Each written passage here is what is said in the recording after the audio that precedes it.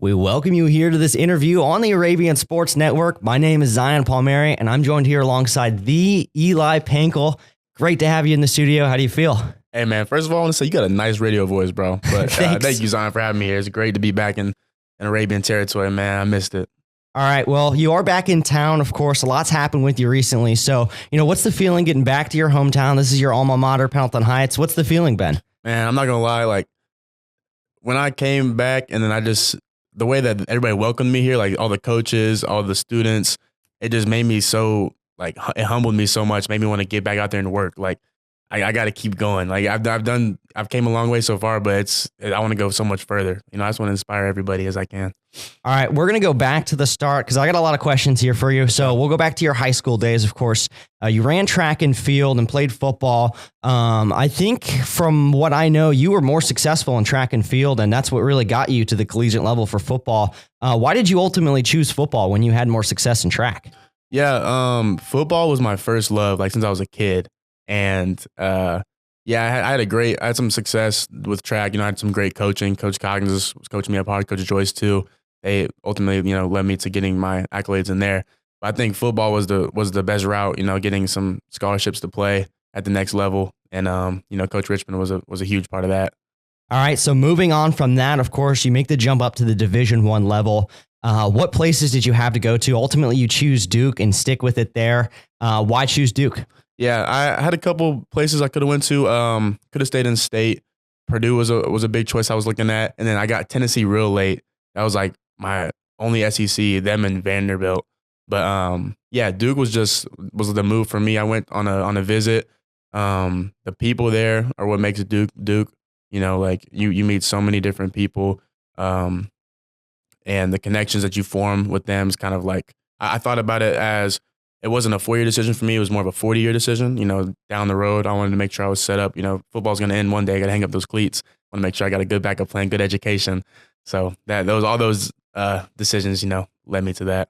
So going over to the football side of things at Duke, of course, the story of your career has been relentless, and you worked through adversity. Of course, you were injured in 2022, broke your left ankle. 2023, fractured your right. How tough was that for you, and how did you work through that adversity? Yeah, so it definitely was not something I could do on my own. I'll tell you that right now. So broke the left ankle, like you said. That was the first time I ever really had to get surgery before. And I was like, okay, you got to get through this. And it was smooth. I had good training staff to get me through everything. My mom flew out and came and took care of me. So all that was smooth. I came back later that year. But then when I got all the way healthy and then broke the right one immediately after, that's when I was like, okay, I don't know if this football thing is for me anymore. I'm telling you, I was literally on the verge. I was talking to the track team yesterday. I was on the verge of quitting. I was about to say, I called my mom and said, I think I might be done with football. I was ready to hang up the cleats. And I think being away from the game, when I was going through rehab and everything, I missed the whole season. So I'm sitting there watching from the sideline.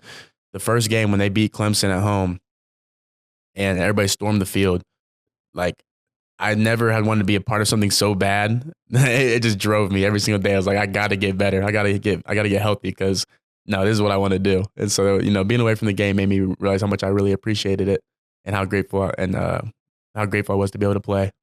What are your other adversities? Some athletes struggle with injuries. Some struggle a lot with mental health. What as a collegiate athlete did you all have to work through? Because that is a tough goal to reach. I think the hardest thing is, when you go from high school to college, in high school, you're one of the best players on the team. That's just how you get to that next level. But then when you get to that next level, everybody's the best player on their team. So you quickly realize that you are not special anymore.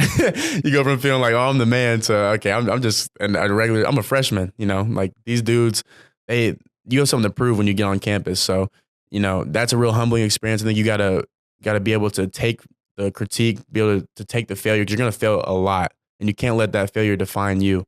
So that was something I had to figure out. It took me a long time. It took me about 6 years to figure that out, and I'm still figuring it out now. That, you got to go back and look at yourself in the mirror and figure out how can I get better every single day.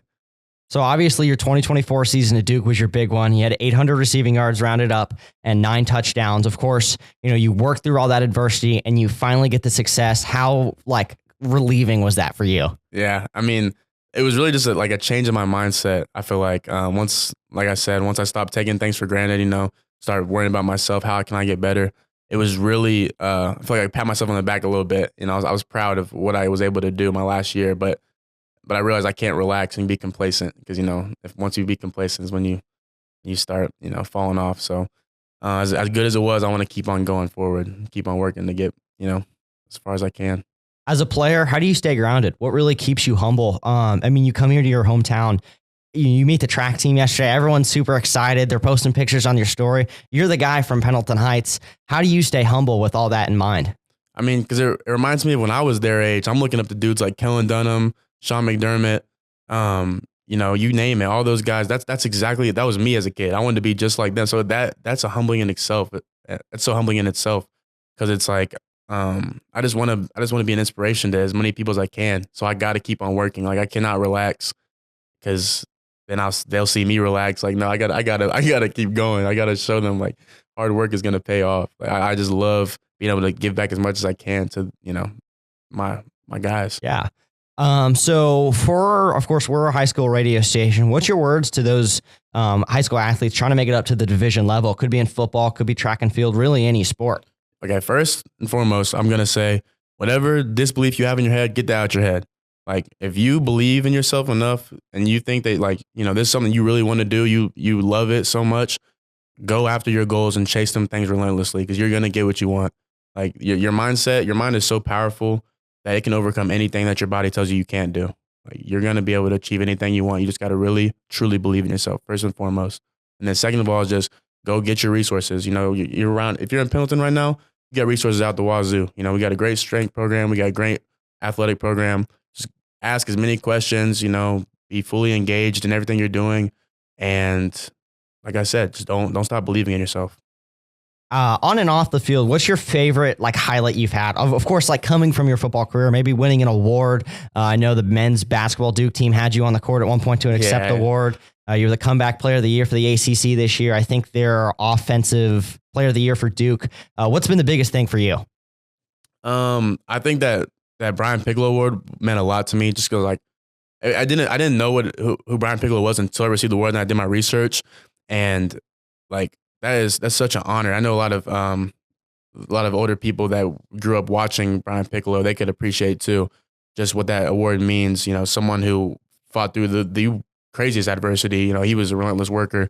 Yeah, like it was what I did was nothing compared to what Brian Piccolo did.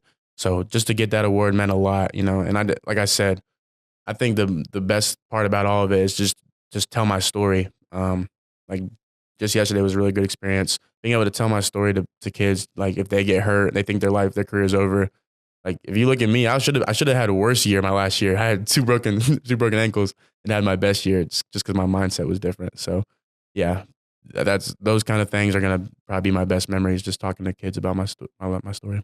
So obviously you finish your college career, you declare for the NFL draft. What does that look like for you? I think projected you were round 6, round 7. Did you expect to be drafted? Did you expect to fall? What were the emotions like? Yeah, I mean, to be completely upfront, like before Liz last year, I wasn't even a prospect. Like my agent, I got an agent like towards the end of my year, my senior year, and he was like, "Yeah, you're not even a draft prospect right now, so you got a lot to prove. Like they don't owe you anything." And so turning some heads with my senior season and turning some heads with my pro day, I think was really rewarding for all the hard work I put in. And then, yeah, I really just needed a chance, you know, Jaguars took a chance on me. So that's all I wanted to put in the door. So what was that feeling with signing with the Jaguars? Walk me through that process. What are your options? Are the Jaguars the only team that come to you? What was that like? Yeah. So, that's a whole thing. Like I had no idea what it was going to be like going through that process. It's so stressful. I'll tell you that. Like I'm watching every single day, just hoping, hoping for a call. Cause leading up to the point, I'm getting calls from all types of different teams. Like really? Yeah. It was probably like from that I received, probably like half the teams were calling me. Just like, no, is this your draft number? Like who all have you talked to? And I'm trying to play it cool. Like, yeah. And you got to call my agent. Cause I don't want to give him too much information. Is this like NFL teams, scouts, XFL? Like, what are we looking at? Yeah, it was NFL teams. Mm-hmm. But most of the stuff that they would do was like contact my agent, and then they would go over whatever they were going over. And then, leading up to draft day, I had a couple meetings, couple Zooms. I met with the Jags. They were probably the team I was talking to the most. That's who I was hoping I would go with. So it ended up working out. But yeah, draft day was stressful. All right. So, of course, I think you grew up a Colts fan here. Absolutely. You signed with a division rival. Are you a Jags fan now? What's that like? Yeah, man. You got to be a Jags fan now. And it'll be super cool coming to Indianapolis and play in front of all the Colts fans. Because I remember I was a little kid watching the Colts. It was actually a funny story. So I went on the Colts local day. It was April 8th. And I got to meet Reggie Wayne and sit in his room. And we were watching my film together. I'm literally teaching him about my film. That was one of the coolest experiences because I grew up loving him. So, yeah, it'll be fun to beat them. No offense to all the Colts fans out there. I like the mentality. That's how you got to approach it. All right. So for a player like that, obviously teetering and now officially entered the league, you sign. These next month or so is going to be really tough for you. Of course, you get your foot in the door. Your goal is to make that 53-man roster. How do you approach that? Are you nervous? I could see that this is kind of make or break. Absolutely. Yeah, definitely got some nerves. At the end of the day, it is just football, but I just got to make sure I'm the most I'm undrafted free agent, so I got to be the most prepared, the most disciplined player of all. Like, can't make any mistakes. My leash is going to be a little shorter than others, so just got to go in there and play as hard as I can. And if I leave it all out there, then I really can't be upset with the result. Yeah, as a player, how do you deal with nerves and anxiety? Because like going into your pro day, like you said, no one owes you anything. They don't have to pick you. They don't have to sign you, but you made your name out there and you made sure a team was going to take a chance on you. The best way to deal with nerves is to be prepared. So like for pro day, I'm telling you, we spent it was probably 3 months because I got there. Yeah, it was about 3 months. I was training in Orlando doing the same thing every single day. Like we would start the day off, like we had a routine. Like Monday, we'd start the day off doing speed and agility work, working on our 5-10-5, working on our L drill and getting our starts for the 40s. Then we go lift, whatever. Like the routine was so like consistent that when I stepped up to that line, I took a deep breath and looked down the line, all the the scouts and stuff looking right there. I was not nervous one bit. I'm telling you, I was the most confident I've ever been in my life. It's like I am so ready for this. So I'm gonna take that same mentality when I go to camp. Just make sure I'm studying the playbook. I've studied last night, texting the coach last night. Like, can we go over the formations, whatever? Make sure I know the ins and outs of them, know them like the back of my hand. And then when I step up there, I can just play football and move as fast as I can. What's that change? Of course, I talk to a lot of high school athletes and, the JV to varsity level is a big jump. Yeah. And then the JV to maybe a D3 NIA school is a big jump. You've gone from high school, JV, varsity, Duke to pros now. What's that like? Of course, you haven't played a lot of, competition, but what's that like? You've experienced it firsthand. Yeah. Definitely from like high school to college is like the speed of the game. And I feel like I heard that the next level is the same thing. The speed of the game just gets a little faster. People, you keep on bringing down the size of the people who go into the next level. So the best high school player is going to go to college. The best college player is going to go to the league. So, the speed of the game picks up. Everybody's going to be the same athletic ability as you are. So it's really like a mental game at that point. Like who's going to be the smartest on the field? Who's going to be able to read the coverage the fastest? Who's going to be able to get into their zone, in their window the fastest? Who's going to be able to line up the quickest?